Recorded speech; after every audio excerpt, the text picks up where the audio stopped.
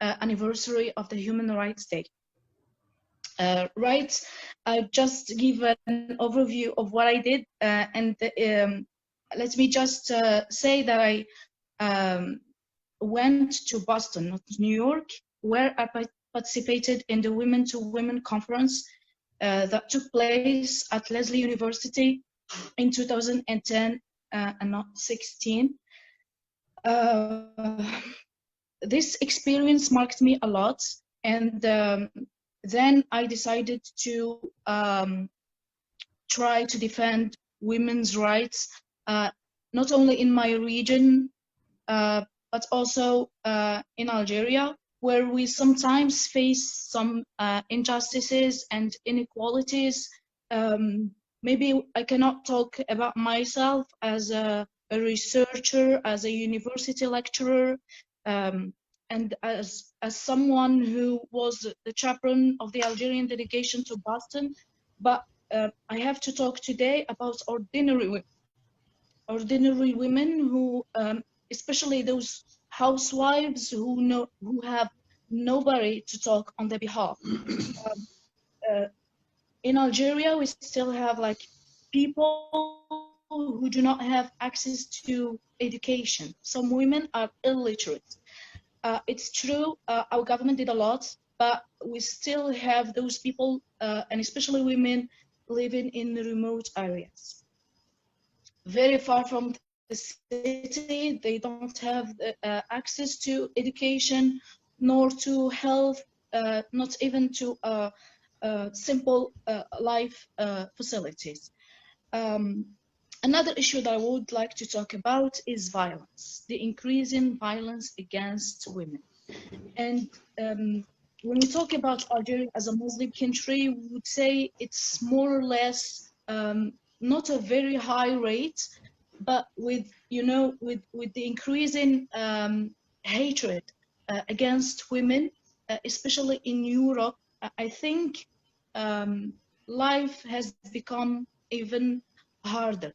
On my last training to France, I went to Montpellier, Paul Valéry University, and I could feel this strange view whenever I entered a building, simply because of my veil. I would just like to emphasize one idea. I went there in order to defend my PhD viva, and normally women or people in general, how to say, they should be judged on the basis of their character and on the basis of what they have in mind. That's what their beliefs, their research. Judge me on an article that I wrote or a dissertation. Do not judge me on my appearance or my beliefs or my religion. It's and just let me share with you, this is like a entering a building or a room. The very first 5 to 10 minutes was devoted to me. Like I'm not a UFO. This is a veil.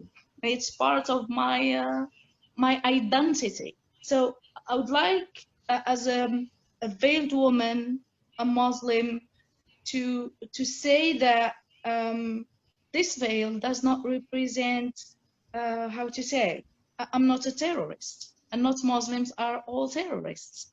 It's like it just a veil or a beard or a cross or a hat, or I do respect diversity. When I met girls in Boston, they were from over 100 countries. So I learned that diversity is richness. My master's dissertation dealt with ethnic and racial diversity. I believe that we complement one another. I welcome all ideas and I welcome all religions.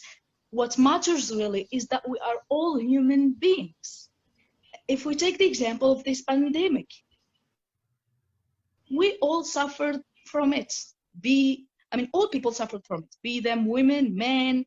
So regardless of their gender, regardless of their race, regardless of their religion, the most important thing is that we are women.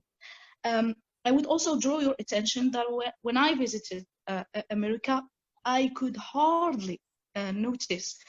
I mean, nobody. I visited the mosque in Boston, the State House, many universities, Suffolk University, Lesley University. Nobody actually said anything about my way. But in France, it was really, really, really felt in different aspects. And I'm here talking about a high academic level. That's defending PhD vivas and so on. So I'm not talking about ordinary people. At that stage, I could have understood if someone treated me on the bus in a way, or looked at me with a strange look. Another thing that I would like to emphasize is that even in my country, I didn't realize that violence is also has increased. Sorry, with the pandemic, because women stayed at home for a long time, so they spent a long time with their husbands, and I guess this generated a lot of problems. So the man was actually giving his wife orders while he is just sitting and watching TV, football matches, etc. I would like also to emphasize the last idea, if I have still time, is that women in Algeria, I'm sorry because I'm referring mainly to Algeria and France because I didn't visit other countries. Just because I have my nearly all my family members living in France.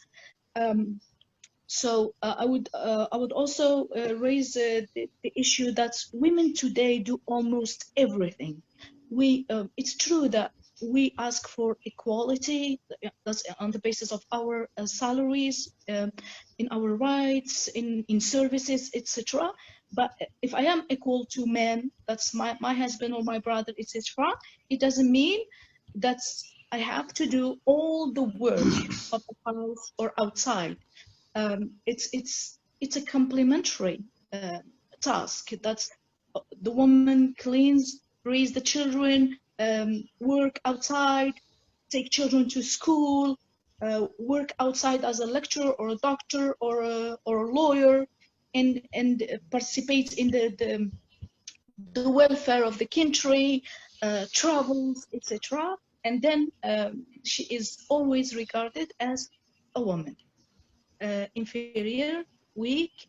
There is this comparison, and as long as you compare me, there is. I do not want to go into saying that this is really sexism or something, but it's like you're a woman.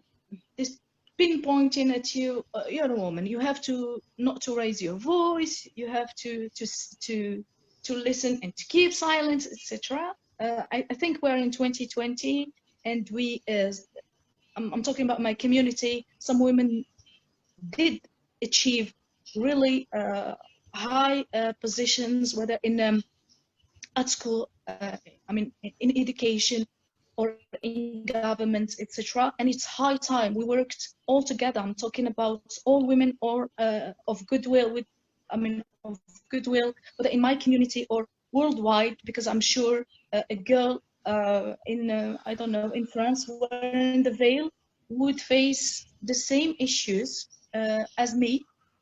I am in Africa, North West Africa. I hope I didn't take a long time from your precious time. I would like also to thank all the participants and Dr. Muhammad Khan in particular, for being so kind and answering my questions most of the time. Thank you very much indeed. Thank you very much, Madam Hamadi. Let me